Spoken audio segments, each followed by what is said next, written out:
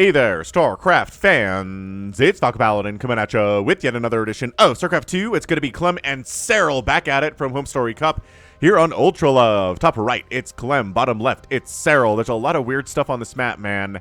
This stuff flows around. You've got black holes everywhere. Bigger black holes, smaller black holes. There's like underwater fiber optic cables. There's a lot of distracting stuff on this map, man. And check this out. It's a thunderstorm in space, like in the StarCraft 2 campaign, when there's Amon around, right? Hey, look, it's a black hole. And more thunderstorms. And another black hole right here.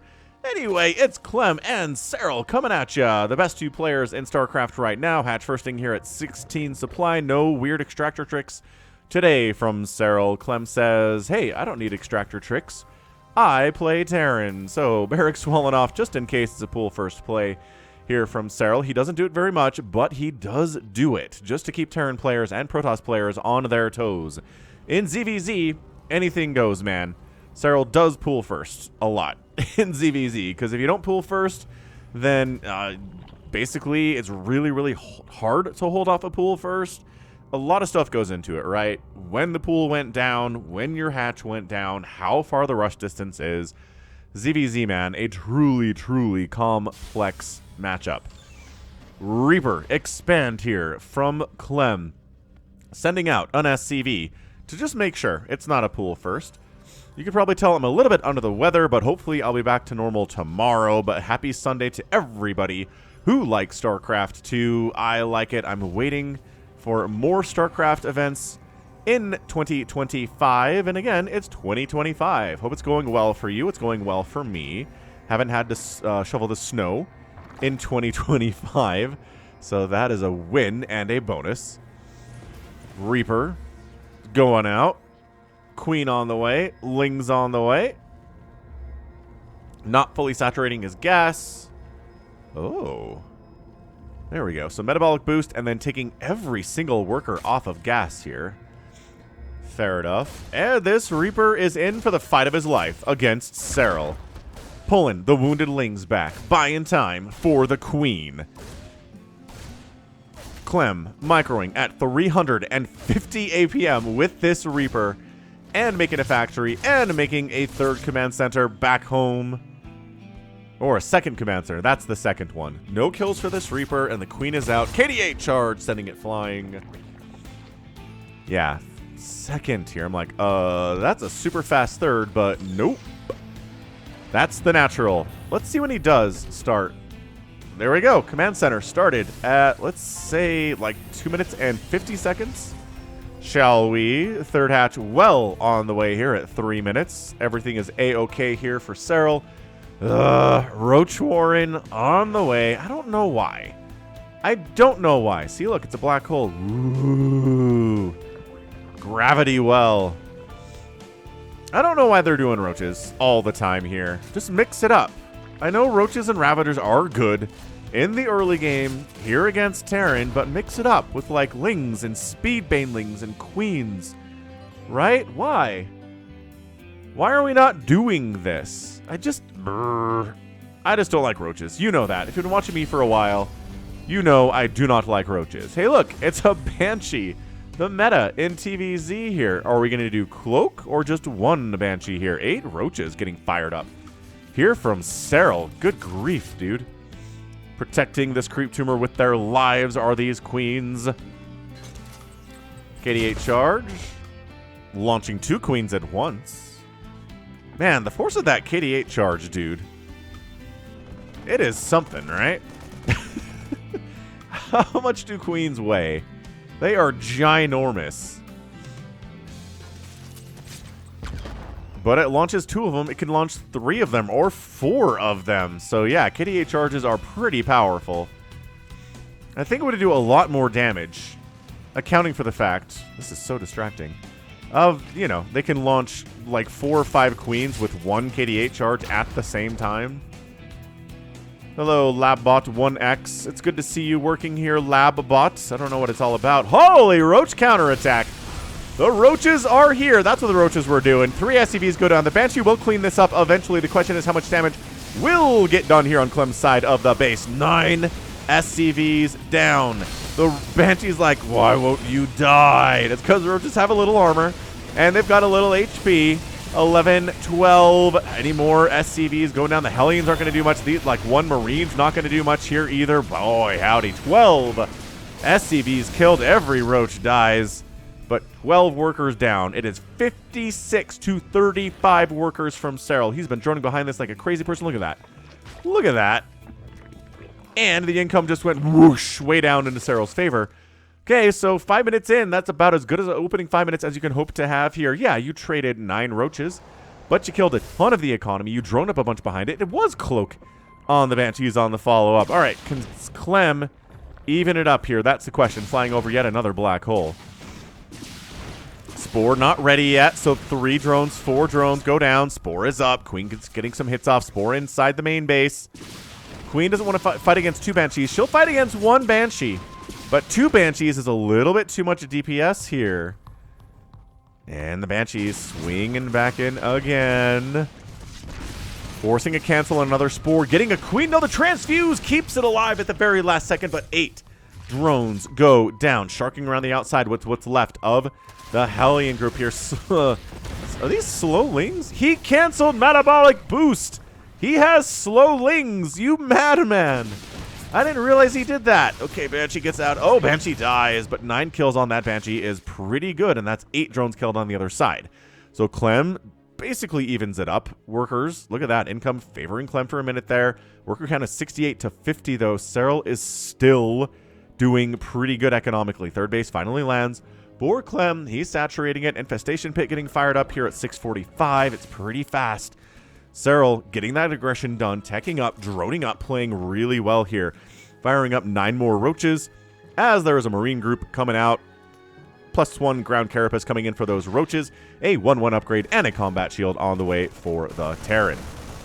So these guys are going to scan, probably kill a couple creep tubers here. Have to imagine. The Marines don't have stim yet. They're entirely unupgraded Marines, so they don't want to fight anything really too hefty at this moment. They'll kill tumors. Right. I probably don't want to fight these roaches, though, if they don't have any upgrades at all. Maybe when they have combat shield and stim, they will, but for now, not so much. Oh, I just had to mute there for a sneeze. I apologize. Hive getting fired up. Bindling nest on the way. Some kind of a Louisiana accent there. Bindling nest. Don't know what that was at all. Maybe not an accent whatsoever. Ravagers coming in. Working on a +1 missile attack here, too. And this is fine. I mean, look, Serral's in a fine economic position. 80 workers at 7 minutes and 50 seconds with a 4th base rolling. Are you doing this, Zerg players? Is this your economy at 756 and you also have 12 roaches and 3 ravagers and 6 queens and 13 lings? No, definitely not. Especially not with Hellions doing stuff. Especially not with a roach attack. This is why Serral is special. This is why pro Zerg players are special. And I mean, look, Clem here at 68 workers is no slouch either.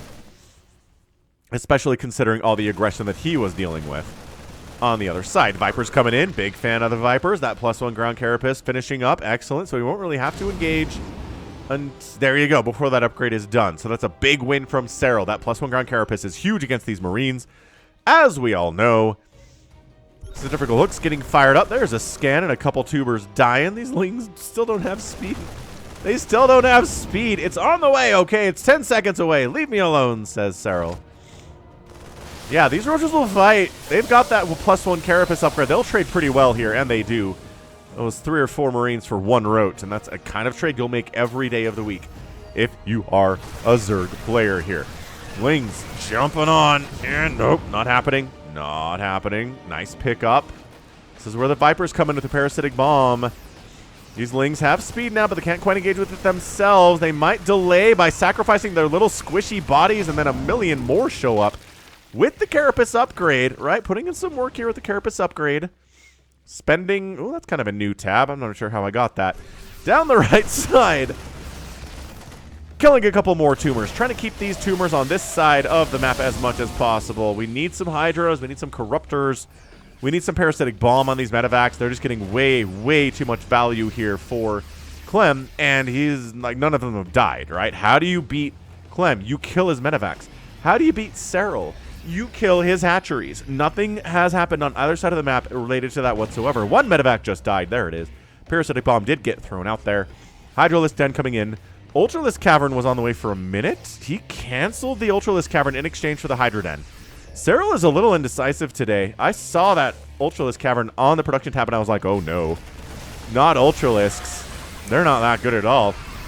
Across the Bile making some connections here. Spore gets sniped out. Hellbat's in the front. They're really bad against roaches and banelings. I'm not sure what they're all about. Lings is what they're about. Across the Bile, I think, hit a medevac there.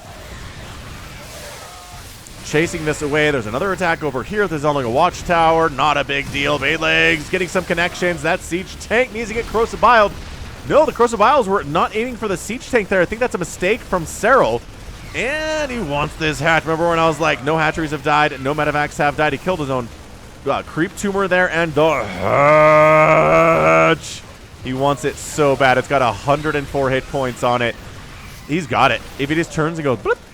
He's not blipping at it though because the banelings are here. And he jumps in and no, still can't tag it. What an insane engagement this is. The hatchery lives with 85 hit points. The tank finally goes down. The Banshee's over here with 10 total kills. The aggression on display here is insane from these two players. I mean, mostly from Clem. Serral's defending, but you know what I mean. Banshee casually 13 kills. Banshee's going to wander in a little bit too close to the sun here in a second, I imagine. As an Overseer comes over and a Queen. Maybe fire at the Banshee. Okay, we're firing at medevacs, which is great. Widowmine's getting connections. Oh, just abject chaos on display here. I cannot believe this hatchery is alive. Widowmine hits an Overseer. That's fine. Overseers can tank a Widowmine shot. Not many Zerg things that are out right now totally can. And nope, trying to target the Spore. Widowmine connection. Not getting anything there at all. This Banshee, 16 kills. Winging down the left side. Ghost Academy coming in top side from Clem. Dropping in the main base. Another attack coming down the right side here too. This is Clem's superpower man. Macroing back home. Continuing to drop and be in 4 places at the same time. Killing a Queen. These Lings do have Adrenal, so they can fight. But that Widowmine has got 3 kills. Liberators wander in. No Queens. There is a Spore here. Got a reposition. Counterattack of Banelings, killing 8 SCVs on the other side of the map. The drop inside the main is still running around. They're killing drones while they're at it, trying to high ground those suckers. Pick up, unload. No, we're ready for. Oh, that's a really bad unload position there. Corrosive Vials somehow not hitting those Lings. Parasitic Bomb, beautiful split off right into a Spore for that medevac. She knew she was dead. Bottom right base dies. There weren't even that many dudes here. I thought for sure. Oh, he gets that base before he gets this one. This game is insane. I cannot believe this. 4 ghosts at a time in production. They cost 3 supply instead of 2 now.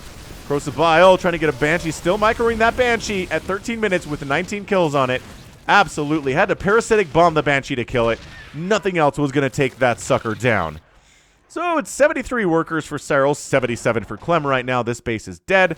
This is an oversaturated base because all the drones came from over there. There's Liberators causing issues over here. There is a drop in the main base still causing issues over that way. This is what it's like to play Clem. He will not let you rest. Widowmine doesn't connect on anything at all. Not quite sure what it's doing here. Widowmines can absorb a Baneling shot. With the upgrades we're looking at right now, on the counterattacks, Cracklings do get inside the 3rd base. Clem's got a 4th base and a 5th base up that way. This engagement is never ending. Yeah, so Clem, income looks like this right now. It's been Serral for a minute, but it's in Clem's side. Widowmines getting connections. Corrosive Bile, the Liberators. Beautiful control there. 7 SCVs go down. 70 to 72 workers. Is this still happening? We're still sending Lings into the 3rd base, I guess. This base getting hit. Not retaking the bottom left at all. Trying to re-expand over to this about... It's like a 8:30 position on the clock here. These Marines, I feel like they have a gajillion kills each, but also Queen Anti-Air is good. Clem's expanding top left. While we're at it, I mean, Clem is base count way ahead. 180 to 137 supply. He just doesn't stop. He doesn't stop. He will continue to macro. And that's it. GG. Serral's like, can't do it, man. We're done. Did this base get canceled? What happened exactly? So he's covering this area. These guys wander down. They get chased away. More dudes come in. Snipe, snipe, snipe. So, like, we're just sniping Ravagers here, right? It's not like the greatest use of sniper or anything. That's a weird place to GG, but I guess he knows, right, that he's down about 40 supply. If he can't protect this hatch, he was trying to make this one come back. But Clem is just relentless. It's 105 to 60 army supply. That's a big part of it. It's just so abrupt, the timing on the GG. Like, is it a big Widowmine shot? Where's the GG? Where's the GG? I don't know where the GG is. It doesn't really matter, I guess. It's a 4 basing Zerg, right, at 14 minutes against a 1, 2, 3, 4, 5 basing Terran. It's not a position you can play out from here. It's like chess, right? You can look ahead in chess, see 4 or 5 moves out in front, recognize, oh, I'm going to lose. I can't get out of this. And then you resign. And that's exactly what this is. So, fantastic. Fantastic showing there from Clem. As always, though, come on. You clicked on this for Clem. You clicked on this for Serral. Probably clicked on this for falconpaladin a little bit, too. What is this? Why is this Zergling exploding like it has shields? Why does this Ling look like it has shields? Follow Ling. Does that work if it does work. All right, Ling, what happens to you? You're all the way here, and then you run all the way back, and you're speedy beady, so you can get over here in time for the final moments of the game. Then you run all the way back here. Then you run over here, and then you run over here. This Ling's on a really fun adventure. Okay. There's the GG time. So, yeah, 173 to 124 supply. 99 to 56 army supply. Brutal. Income tab looks like this. Is it a ghost? I don't know. I don't know what that was, but it sure looked like he had shields, didn't it? I think you actually have to pause, like, right after the instant the game end screen pulls up, and then you can pause it and see everything before Serral's vision bleeds out, right? Tap the like button, by the way, if you joined this. What an insane TVZ. I feel like if you showed this game to somebody in 2010 and was like, this is what TVZ is going to look like in 15 years, they'd be like, what? How do they have so much? Well, part of it is the starting worker count went from, right? Went from 5 to 12 at some point. So anyway. This is kind of a fun thumbnail, huh? I don't know. Like, the lighting just kind of works for this. Am I finding the thumbnail during the cast? I feel like I am. I wish I could zoom in more. Look at this guy, like, shooting. Like, what kind of interesting angle he's shooting at here on the stairs. I just kind of like this. I don't know if I can make this into a thumbnail, though.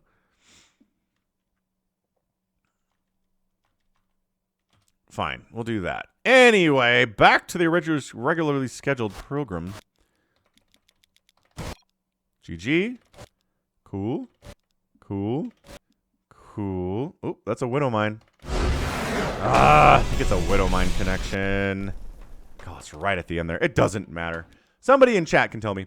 So thanks, everybody. Appreciate it. Hope you enjoyed this incredible display of TPZ. It was pretty even resources lost until recently, too. 24,000 to 17,000 there in favor of Clem at the end. I mean, I don't know, 28 Widowmines died. That's a lot of Widowmines that die in the first 14 minutes of the game. The early opening from Serral, I thought, really put him ahead, but then the counterattack with the Banshees kind of evened it up. The hatch died. The medevacs died. 6 queens went down. 46 banelings died. Maybe this is why we don't see banelings as much, because it's like, man, the banelings just died of Widowmines and really good stutter step micro. Who knows? But yeah, that's it. That's going to be it for me. This has been falconpaladin coming at you with yet another edition of StarCraft 2 Legacy of the Void. Go ahead, hit that like button, hit that subscribe if you like what you saw and what you heard today. You can also catch me on Twitter, Facebook, Patreon, and Twitch, all at /falconpaladin. And until next time, as always, thank you so much for watching. You take care of yourself.